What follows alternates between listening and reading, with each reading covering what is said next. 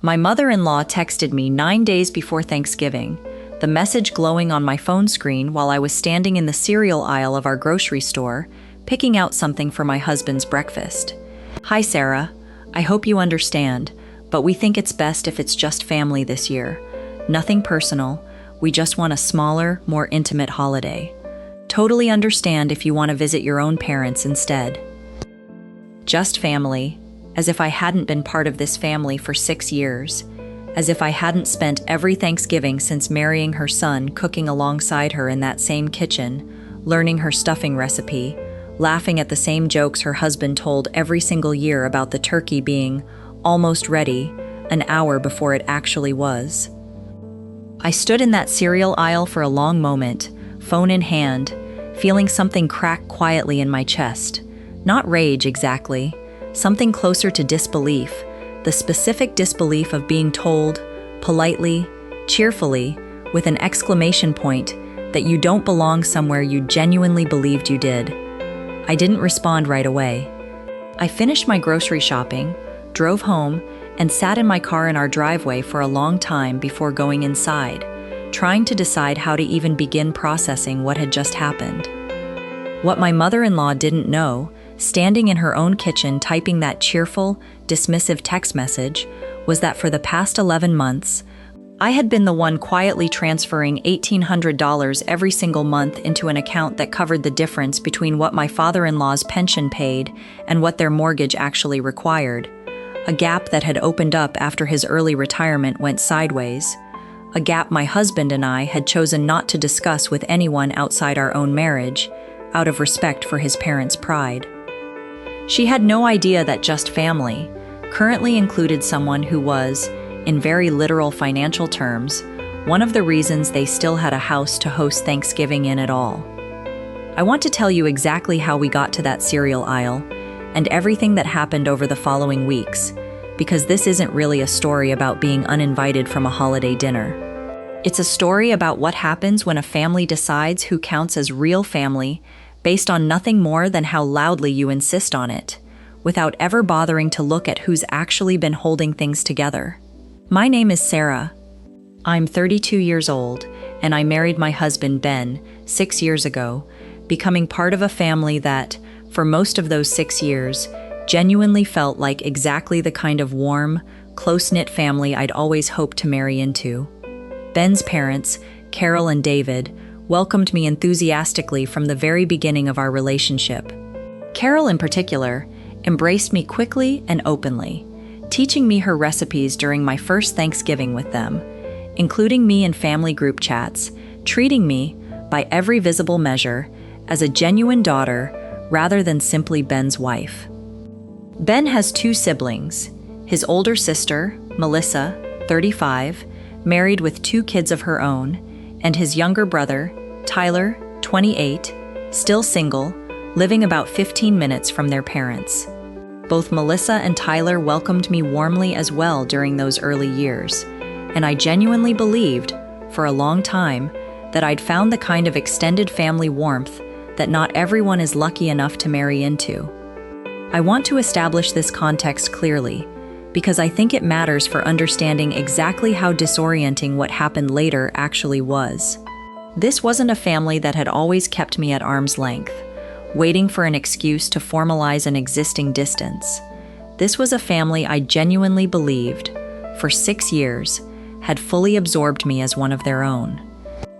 About 2 years into my marriage to Ben, David, my father-in-law, took an early retirement package from the manufacturing company he'd worked at for nearly 30 years, a decision driven by a round of restructuring that offered generous-sounding severance packages to longtime employees willing to leave voluntarily rather than risk a less generous involuntary layoff further down the line.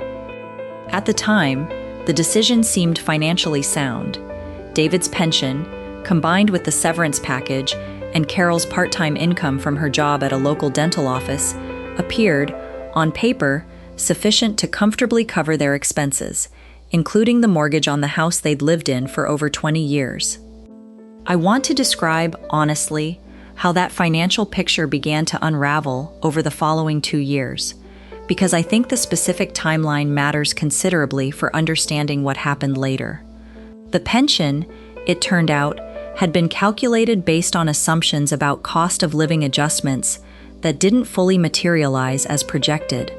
The severance package, while substantial upfront, was a one-time payment rather than ongoing income, and roughly half of it had gone toward paying off a home equity loan they'd taken out years earlier for renovations, a debt neither Ben nor I had known existed until considerably later in this story. By about 3 years into David's retirement, Carol and David were, quietly and without ever directly acknowledging it to the broader family, falling increasingly behind on their monthly expenses, the gap between their actual income and their mortgage payment widening in a way that neither of them seemed prepared to address directly, out of what I eventually understood to be genuine embarrassment about a financial situation they'd never anticipated facing. Ben discovered the extent of his parents' financial strain almost by accident, about a year before the Thanksgiving text that opens this story. He'd stopped by his parents' house on a weekday afternoon to help David with a home repair project, and while waiting for David to find a tool in the garage, Ben noticed a stack of mail on the kitchen counter, several past due notices, including one from their mortgage servicer, clearly marked with language indicating they were behind on payments. Ben didn't say anything to his father that day, not wanting to embarrass him by acknowledging what he'd seen. Instead, he came home and told me what he'd found, both of us sitting at our own kitchen table that evening, trying to figure out how to even approach a conversation this sensitive with his parents. We eventually decided, after several days of discussion, that Ben would approach his father directly, privately, framing the conversation around general financial check-ins rather than directly referencing the mail he'd seen, wanting to give David an opportunity to share what was happening on his own terms rather than feeling caught or exposed. That conversation, when it finally happened, revealed a financial picture considerably more precarious than either of us had anticipated. David, clearly relieved to finally discuss it openly after months of quietly struggling, explained that they were roughly 3 months behind on their mortgage, with a fourth payment due within the following 2 weeks, that they genuinely didn't know how they'd cover, without either draining what remained of their limited savings or risking the beginning of a foreclosure process that could, within a matter of months, cost them the house entirely. Ben and I discussed, over several difficult conversations of our own, exactly how to respond to what we'd learned about his parents' situation. I want to be honest that this wasn't an entirely straightforward decision for either of us, given that we were, at the time, still working to build our own financial stability as a relatively young married couple. We ultimately decided, together, to cover the difference between what David and Carol could actually afford and what their mortgage required, a gap that, once we'd reviewed their full financial picture with them directly, came out to approximately $1,800 per month, a substantial but manageable amount given our own combined income at the time. I want to describe the specific reasoning behind a decision we made together during this process. We chose not to tell anyone else in the family, including Melissa and Tyler, about this arrangement. David and Carol were, understandably, deeply embarrassed about their financial situation, and they specifically asked Ben, during that initial conversation, whether this could remain private between the four of us, not wanting Melissa or Tyler to view them differently, or to feel obligated to contribute financially themselves when their own circumstances, Melissa with 2 young children, Tyler still establishing his own career, made that kind of contribution considerably harder for them to manage. Ben and I agreed to this privacy, genuinely believing, at the time, that we were respecting his parents' dignity by keeping a painful financial reality contained, rather than exposing it to the broader family. I want to be honest that, in hindsight, this decision, however well-intentioned, would eventually contribute significantly to the specific hurt of being excluded from Thanksgiving, because nobody outside our small circle of 4 people had any idea what I'd actually been contributing to this family for the better part of a year. For the following 11 months, leading up to that Thanksgiving text, Ben and I maintained the arrangement we'd established, transferring $1,800 monthly into an account that covered the gap in David and Carol's mortgage payment, a contribution that represented a genuine, ongoing sacrifice in our own household budget, one we managed by cutting back on our own discretionary spending, delaying a kitchen renovation we'd been planning, and generally accepting a more constrained financial life than we would have had otherwise. I want to be clear that I never once resented this arrangement during those 11 months. I genuinely loved Carol and David, viewed them as real family, and felt, honestly, a sense of quiet purpose in being able to help secure something as fundamental as their home during a period of genuine financial vulnerability that neither of them had anticipated or, frankly, entirely deserved, given how hard both of them had worked throughout their entire adult lives. What I didn't fully anticipate during those 11 months was how this private, unacknowledged contribution would sit alongside an entirely separate, increasingly troubling pattern developing simultaneously within the broader family dynamic, a pattern where Melissa, in particular, seemed to be gradually positioning herself and her husband as the real core of the family in ways that felt, increasingly, to specifically exclude Ben and me from certain family decisions and gatherings. I want to describe, in some detail, the specific dynamics that developed with Melissa over the roughly 2 years leading up to the Thanksgiving text, because I think understanding this pattern matters considerably for understanding why just family ultimately excluded me specifically, rather than being some genuinely neutral decision about downsizing the holiday guest list. Melissa, living about 20 minutes from Carol and David, had always maintained closer day-to-day proximity to their parents than Ben and I did, living, as we did, nearly an hour away due to Ben's job.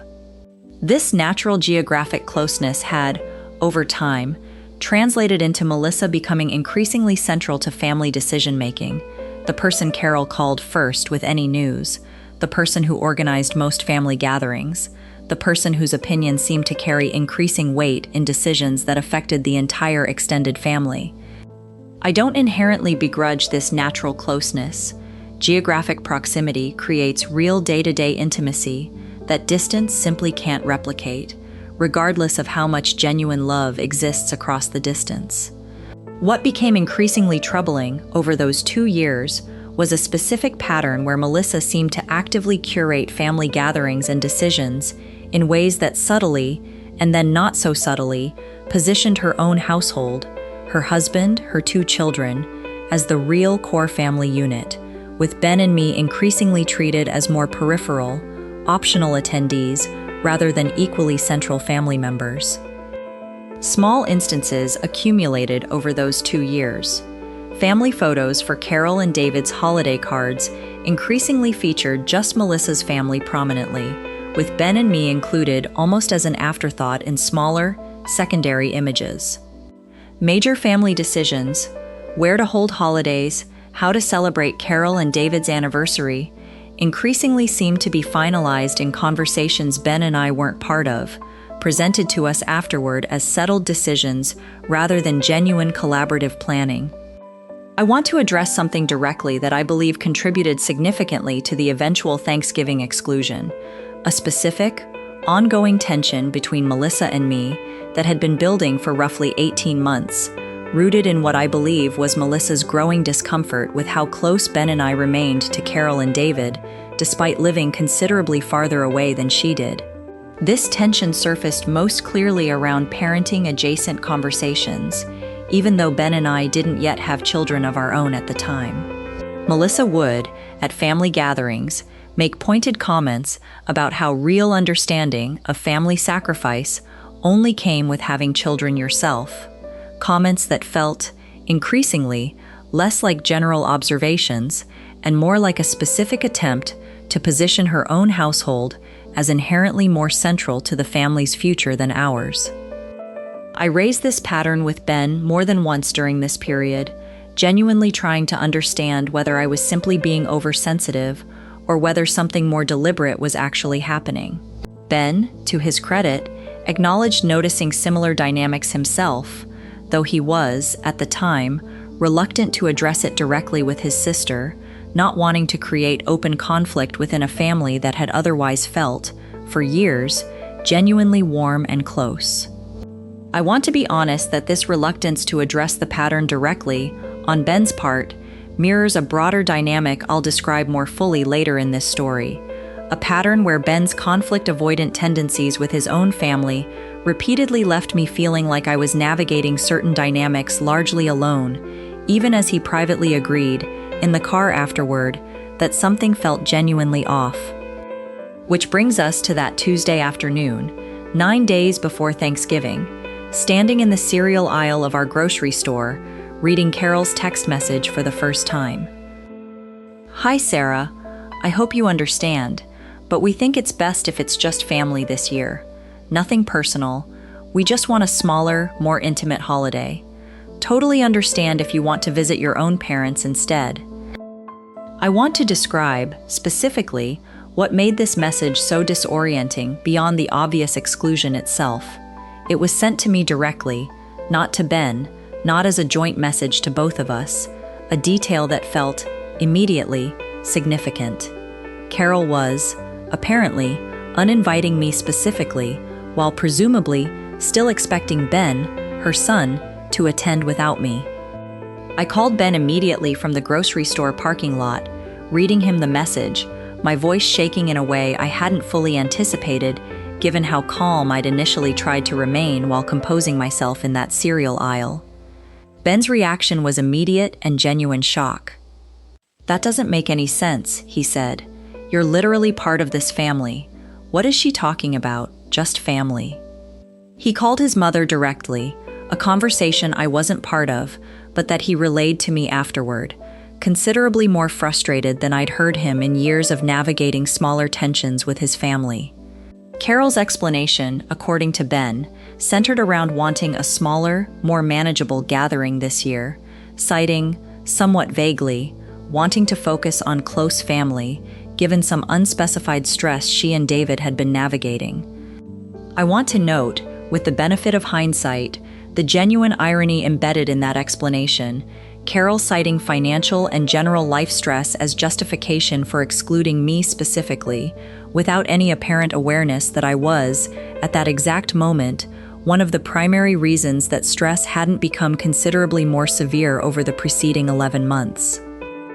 Over the following several days, Ben and I worked to understand exactly what had prompted this decision, eventually piecing together a picture that involved Melissa considerably more centrally than Carol's vague explanation had initially suggested. Ben spoke with Tyler, his younger brother, who was considerably more forthcoming about what he understood of the situation.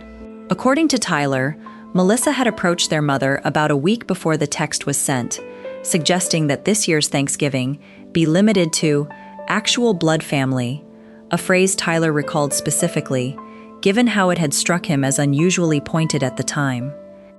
Tyler explained that Melissa had framed this suggestion around wanting a calmer, less chaotic holiday given her two young children's needs, but that the specific framing, actual blood family, had seemed, even to Tyler, oddly targeted, given that it would technically exclude not just me, but also Tyler's own girlfriend of 2 years, a detail Carol had apparently addressed separately by making a specific exception for Tyler's girlfriend while maintaining the exclusion for me.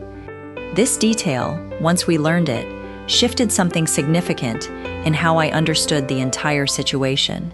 This wasn't a genuine, blanket decision to have a smaller, blood family-only holiday.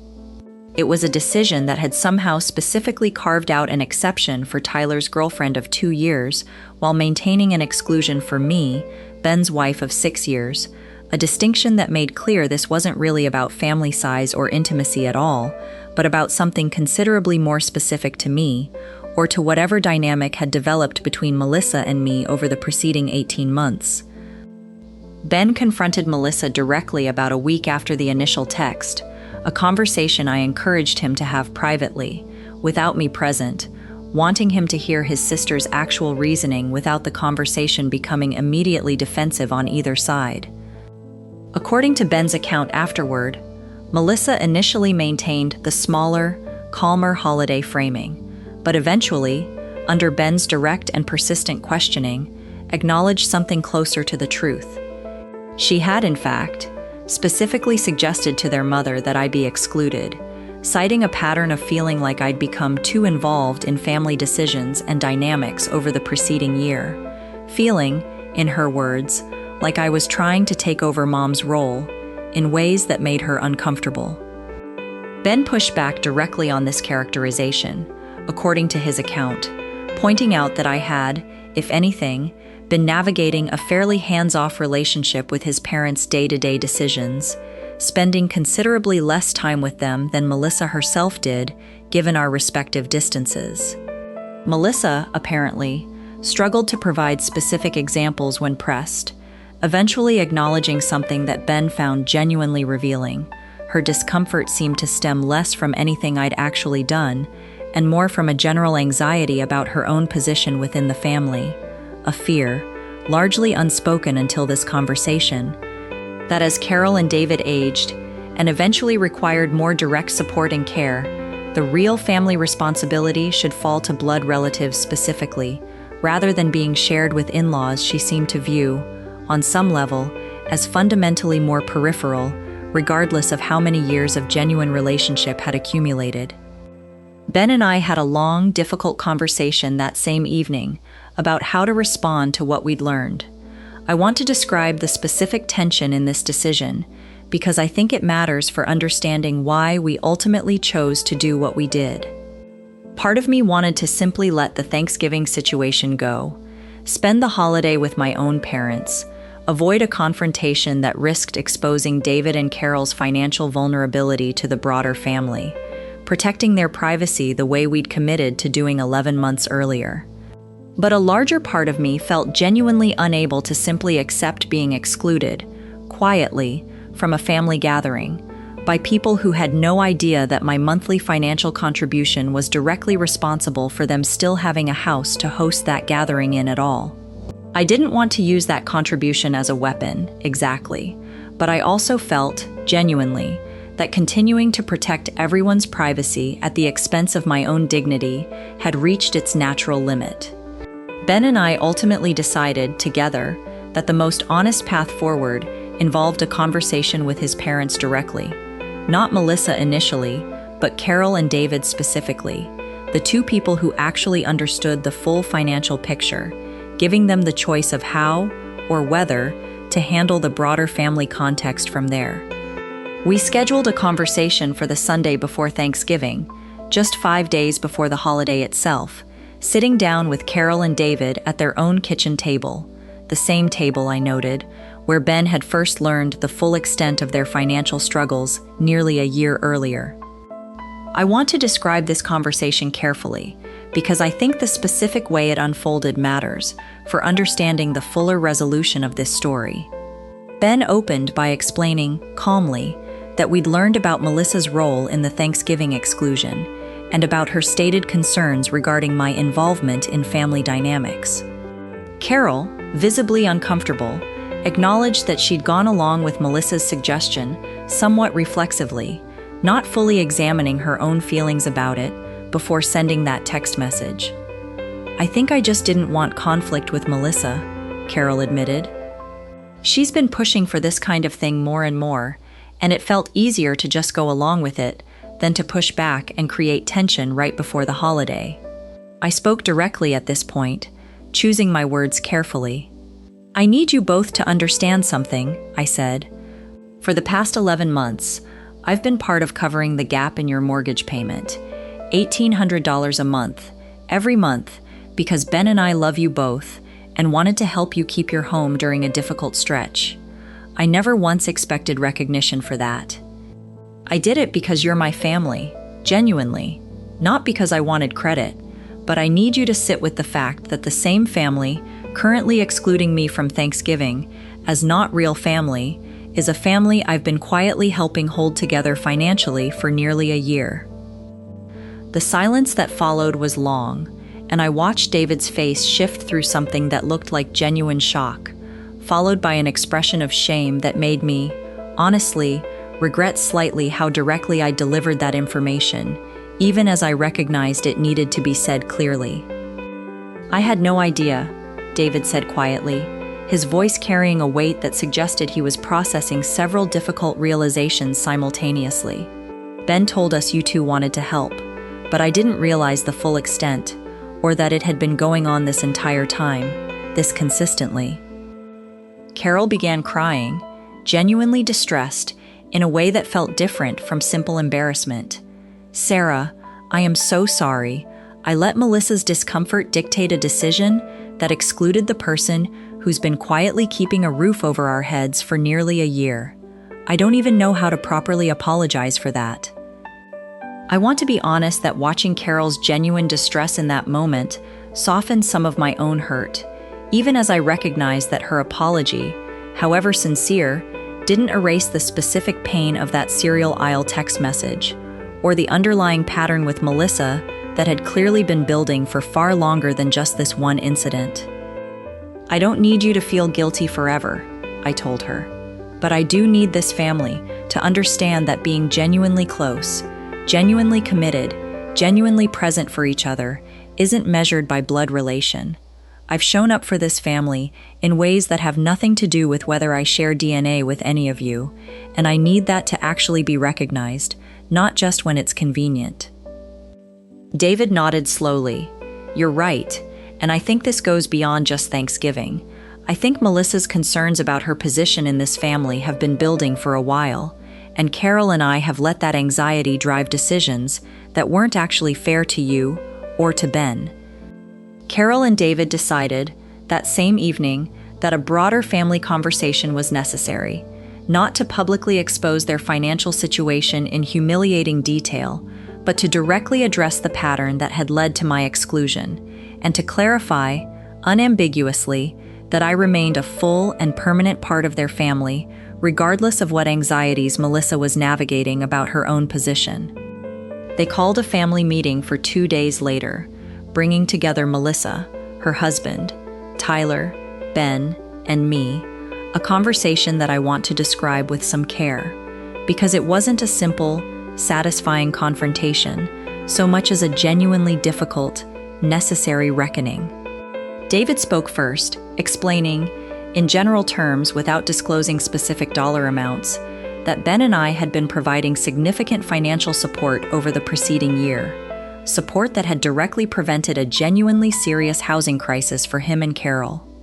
He explained that Melissa's suggestion to exclude me from Thanksgiving, however unintentionally, had happened without any awareness of this contribution, and that regardless of that awareness gap, the underlying pattern of treating me as less central to the family than blood relatives needed to be directly addressed. Melissa's reaction was complicated, and I want to be honest about the full complexity of it, rather than presenting a simplified villain narrative. She was visibly shocked by the financial revelation, genuinely remorseful about the specific Thanksgiving exclusion once she understood its full context, but also, underneath that immediate remorse, still grappling with the deeper anxiety that had originally driven her behavior, a fear about her own place in the family as their parents aged, a fear that, I came to understand more fully during this conversation, had very little to do with me specifically, and much more to do with Melissa's own unaddressed insecurities about family belonging. "I think I've been scared," Melissa admitted, partway through that difficult conversation, that as Mom and Dad get older and need more help, the family will somehow decide that in-laws and blood relatives all have equal say, equal responsibility, equal claim to decisions about their care.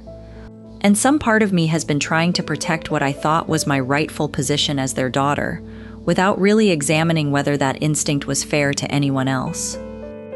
I found this admission, once it finally surfaced, more useful than any single apology could have been, because it revealed something genuinely important. Melissa's behavior toward me hadn't really been about anything I'd actually done. It had been about her own anxiety, projected outward in ways that happened to land, unfairly, specifically on me. "I understand that fear," I told her, honestly, "but Melissa, I have never once tried to position myself as more entitled to decisions about your parents' care than you are. If anything, I've quietly stepped back from many of those decisions, specifically because I recognized you and Tyler are their actual children, and I've always respected that distinction. What I need you to understand is that respecting that distinction doesn't mean I deserve to be treated as peripheral family, excluded from holidays, when I've been showing up, consistently, for 6 years, in ways that have nothing to do with competing for some position in a hierarchy you're worried about. Melissa was quiet for a long moment. I don't think I've ever actually said any of this out loud before, she admitted. I think I let it build into assumptions about you that weren't really fair or accurate. Thanksgiving, when it finally arrived, looked different from what that original text message had suggested. Carol called me personally, 4 days before the holiday, formally and warmly re-inviting me, an invitation I accepted, though I want to be honest that some genuine tension remained in the room that day, tension that didn't simply evaporate because of one difficult family conversation. I sat at that Thanksgiving table, surrounded by the same family that had, just 2 weeks earlier, quietly excluded me, and I felt a complicated mixture of emotions. Genuine warmth toward Carol and David, whose remorse felt sincere, and whose gratitude toward Ben and me was, for the first time in 11 months, spoken directly and openly, rather than existing only in private, unacknowledged transfers between bank accounts. Melissa and I maintained a careful, if somewhat improved dynamic throughout that dinner, not fully resolved, not suddenly warm in a way that erased 18 months of accumulated tension, but genuinely more honest than it had been before that difficult family meeting forced both of us to actually name what had been happening beneath the surface. David stood up partway through the meal and said something that meant a great deal to me, unprompted, in front of the entire family. "I want to say something," he said. "This family is here today, in this house, because of sacrifices some of you have made that the rest of us didn't fully understand or appreciate until recently. Sarah, Ben, thank you, genuinely. I don't think I've said that clearly enough, and I wanted to say it in front of everyone. It has been several months now since that Thanksgiving. Carol and David's financial situation has, gradually, begun to stabilize somewhat. David picked up part-time consulting work in his old industry that has meaningfully closed the gap in their monthly budget, though Ben and I continue contributing a smaller amount monthly, now with the full family's awareness and appreciation, rather than as a hidden arrangement. My relationship with Melissa remains, honestly, a work in progress. We've had a few additional honest conversations since that family meeting, conversations that have helped, gradually, to dismantle some of the specific anxieties that originally drove her behavior. I don't think we'll ever be as effortlessly close as some in-law relationships manage to become, but I do believe the foundation between us is more honest now than it was before this entire situation forced both of us to examine it directly. Carol, in particular, has made a genuine, sustained effort to ensure I feel fully included in family decisions and gatherings going forward. Not performatively, but through consistent, small actions that reflect real reflection on her part about how easily she'd allowed Melissa's anxiety to dictate a decision that hurt me significantly. I think often about that cereal aisle, standing there with my phone in hand, reading a message that dismissed 6 years of genuine relationship and 11 months of significant, unacknowledged financial sacrifice with a single cheerful exclamation point. If there's one thing I want anyone watching this to understand, it's this. Family, in any meaningful sense, is built through consistent presence, genuine care, and real sacrifice, not simply through shared blood or shared last names. The people who show up for you, who quietly sacrifice for your well-being without demanding recognition, deserve to be treated as fully, permanently central to your family, regardless of whether a legal or biological technicality might suggest otherwise. I also want to say something about the specific danger of keeping quiet sacrifices entirely private, even when that privacy comes from genuinely good intentions. Ben and I protected his parents' dignity for 11 months by keeping our financial support private, and I don't regret that choice in principle. But I've learned that protecting someone's dignity doesn't have to mean allowing yourself to be treated as expendable in the process.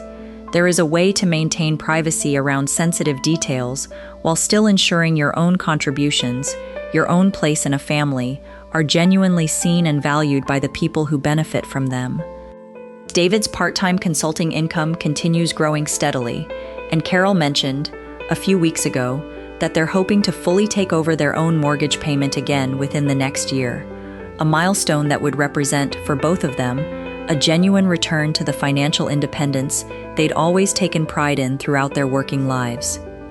Melissa and I are hosting Christmas together this year, a decision that would have seemed genuinely impossible to imagine, standing in that cereal aisle 2 months ago, reading a text message that suggested I wasn't really family at all. If you've ever quietly sacrificed for people who didn't fully see or acknowledge what you were actually contributing, I want you to know your worth in a family, in any relationship, was never meant to be measured only by what's visible on the surface.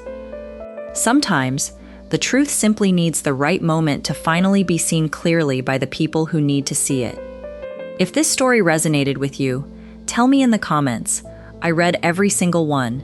And if you'd like to hear more stories like mine, subscribe, and I'll see you in the next one. Because sometimes, the most powerful thing you can do isn't to announce everything you've quietly sacrificed the moment you're hurt.